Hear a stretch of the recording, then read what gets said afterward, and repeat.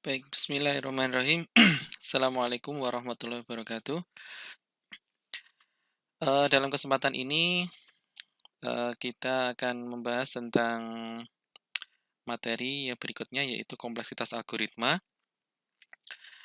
Ya, setelah kemarin kita sudah membahas di beberapa pertemuan kemarin ya, kita sudah membahas beberapa hal tentang apa itu algoritma, kemudian bagaimana cara menyajikan algoritma, ya. Dan kita juga tahu bahwa, misalkan kita punya kasus komputasi, maka kasus itu nanti bisa diselesaikan dengan beberapa algoritma, ya. Nah, problemnya sekarang adalah bagaimana kita memilih dari beberapa algoritma tersebut, ya, pada kasus yang sama, bagaimana kita memilih algoritma yang baik, ya, mana yang algoritma yang efisien, gitu.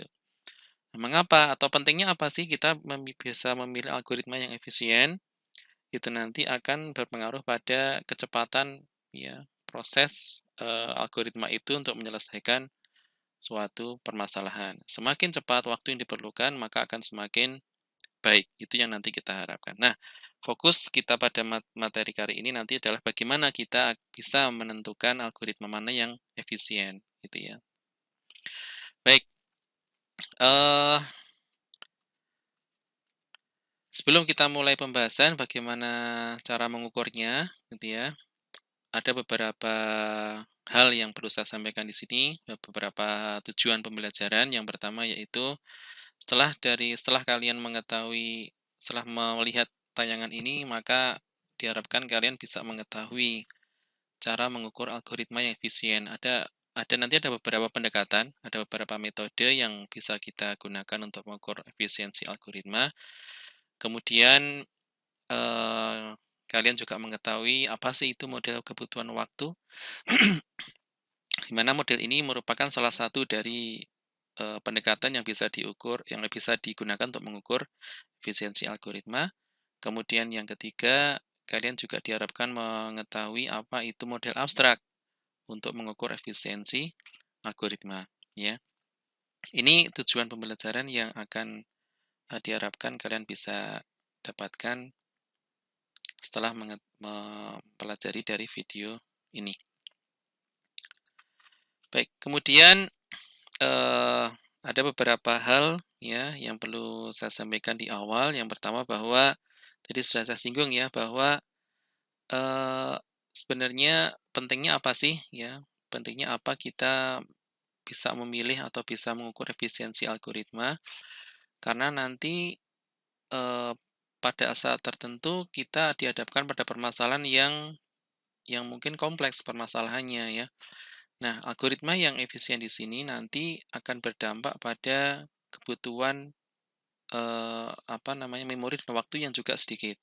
Dengan kata lain bahwa algoritma yang efisien itu adalah algoritma yang bisa meminimumkan kebutuhan memori dan waktu, ya.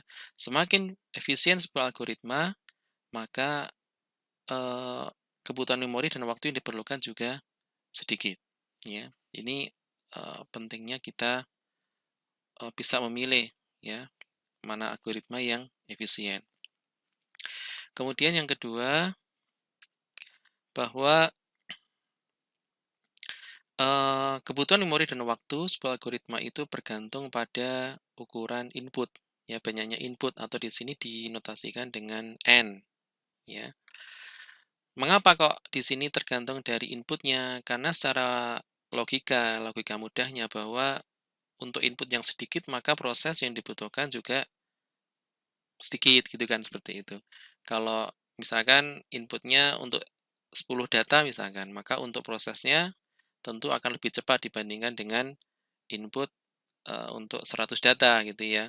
Input 100 data akan lebih cepat dibandingkan input untuk 1 juta data misalkan. Itu secara logika gampangnya. Maka di sini kebutuhan memori dan waktu itu diukur dari banyaknya input ya atau N.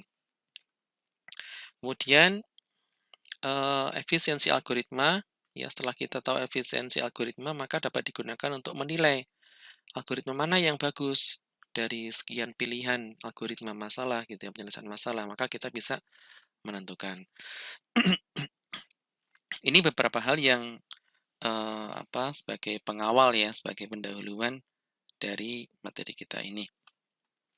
Jadi target kita adalah sekali lagi kita bisa memilih algoritma mana yang lebih efisien yang diukur dari ini, dari memori dan waktu ya. Secara teorinya seperti ini, di mana mengukurnya itu tergantung dari N, banyaknya input gitu. Nah, sekarang kita bahas model pertama ya atau pendekatan pertama yang dapat digunakan untuk mengukur efisiensi sebuah algoritma.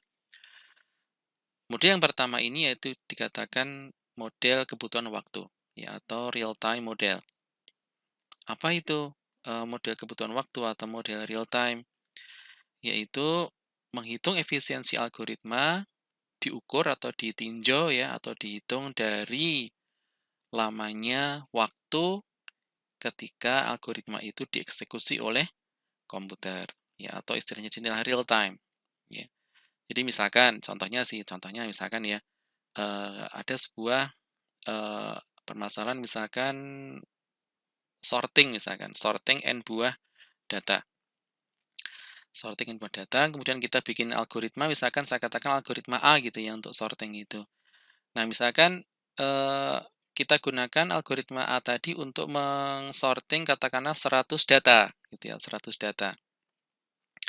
Kemudian cara mengukur menggunakan model kebutuhan waktu itu maka nanti kita catat waktunya ketika running itu berapa gitu ya.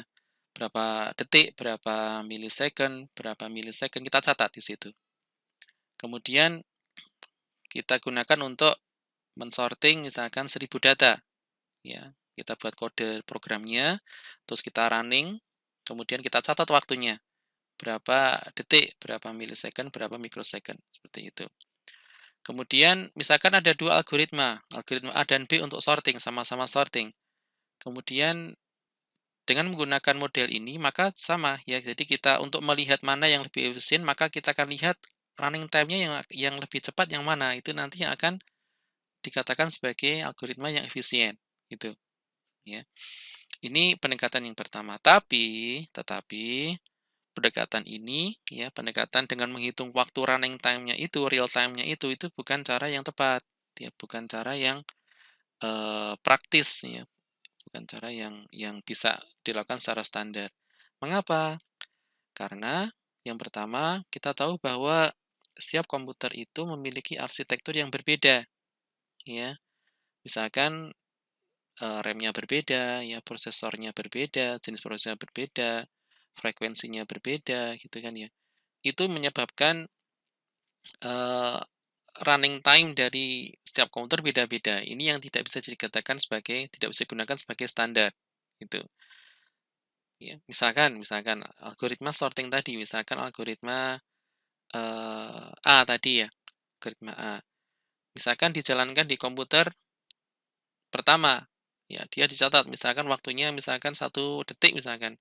Tapi di komputer kedua dengan algoritma yang sama, ya dengan bahasa pemrograman yang sama, bisa jadi waktunya tidak 1 detik, tapi mungkin setengah detik, 3 detik dan sebagainya. Jadi bisa berbeda karena speknya berbeda. Ini yang menjadi permasalahan.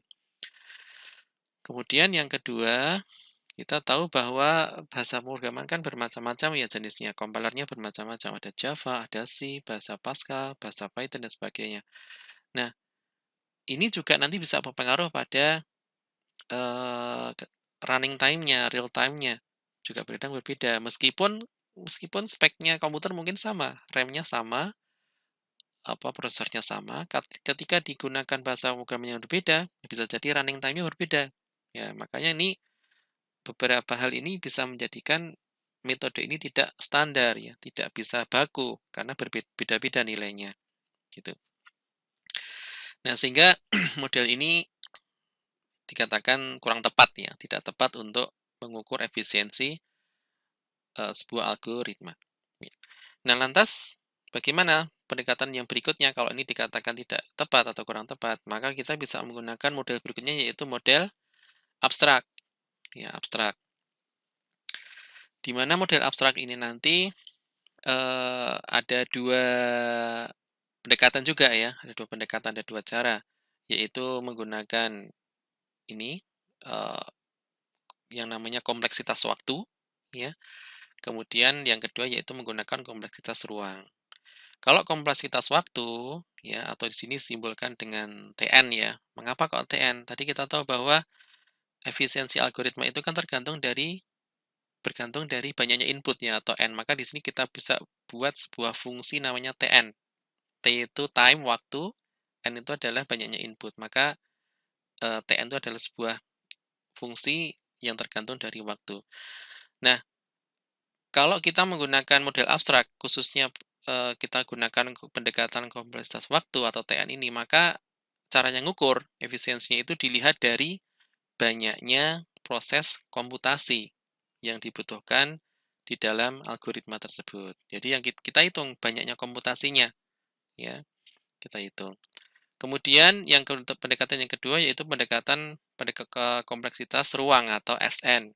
S itu space ya, space, N ini juga tergantung dari banyaknya input, ya, fungsi yang tergantung dari banyak input.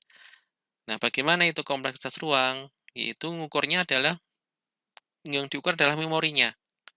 Jadi ketika apa itu running gitu ya, kita running di komputer, maka kita hitung memorinya, ya, berapa byte atau kilobyte gitu ya. Nah, ini juga agak sulit dilakukan, ya. Tidak lebih sulit dilakukan dibandingkan kalau kita menggunakan yang tadi ngitung banyaknya komputasi. Ini praktisnya dalam best practice-nya ini sulit dilakukan. Maka satu-satunya cara atau pendekatan yang paling mudah, yang paling baku yang kita bisa lakukan yaitu kita bisa menggunakan menggunakan ini pendekatan kompleksitas waktu di sini, ya. Ini yang diukur dari banyaknya proses komputasi, ya. Berikutnya ini contoh ya, contoh bagaimana kita bisa mengidentifikasi N-nya. Tadi kan kompleksitas waktu kan dia adalah fungsi yang tergantung dari N gitu ya. Maka cara mengidentifikasi N-nya itu bagaimana?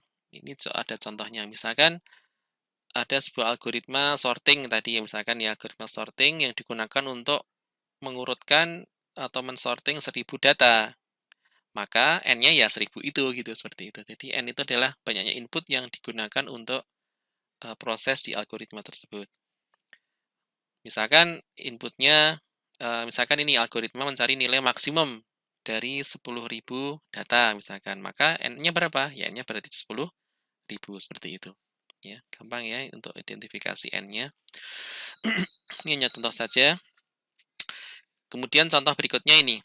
Nah, ini tadi kita tahu bahwa model pendekatan yang paling tepat, yang paling mudah untuk mengukur efisiensi algoritma yaitu pendekatan kompleksitas waktu tadi TN. Nah, ini contoh bagaimana penggunaan TN tadi ya, pendekatan kompleksitas waktu tadi dapat digunakan untuk melihat efisiensi dari sebuah algoritma.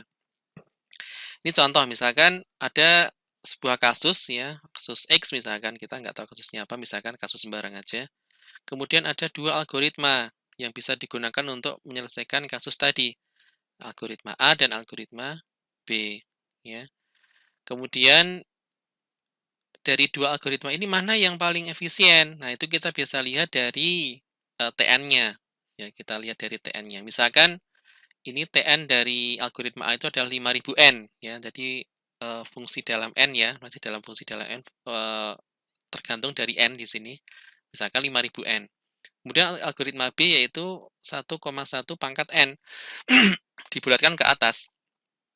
Ya, atau istilahnya kalau dalam Python itu cell itu ya, dibulatkan ke atas, pembulatan ke atas. Nah, ini misalkan diketahui fungsinya seperti ini.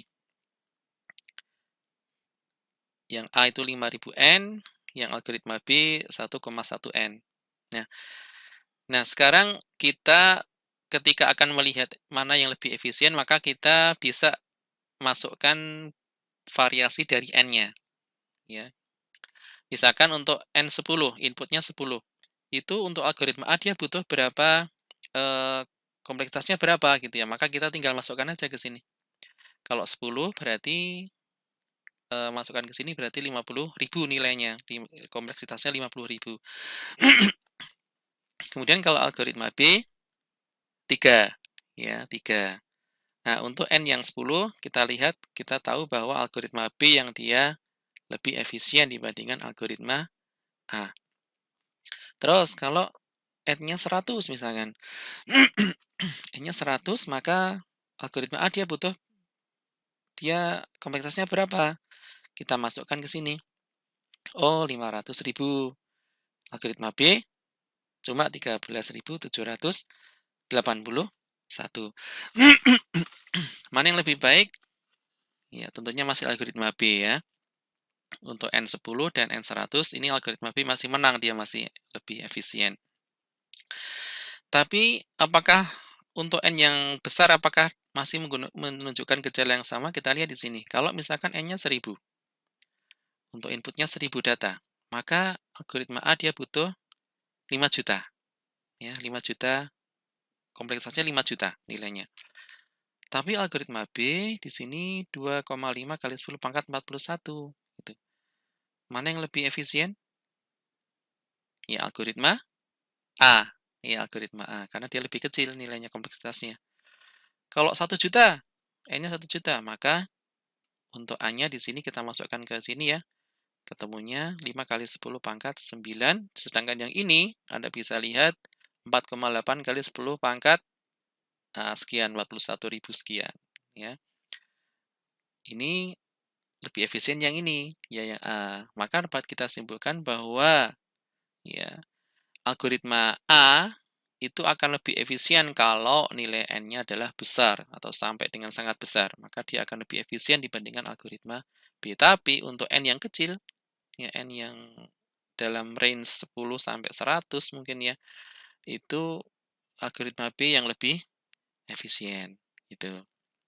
Nah, ini contoh bagaimana kita mengukur atau memilih algoritma mana yang lebih efisien ditinjau dari tadi, TN tadi ya, apa namanya, kompleksitas waktu tadi. Gitu. Nah, pertanyaan berikutnya, Pak, bagaimana nih cara menentukan ini, TN-nya gitu ya, untuk setiap algoritma? Nah, nanti akan kita bahas di pertemuan selanjutnya nanti. Ya, ini hanya contoh saja, contoh yang sudah diketahui TN-nya. Ya. Baik, saya kira ini yang bisa saya sampaikan, mudah-mudahan bisa dipahami dengan mudah ya. Silakan nanti kalau ada pertanyaan bisa ditanyakan lewat WA ataupun lewat Google Classroom. Sekian dari saya. Assalamualaikum warahmatullahi wabarakatuh.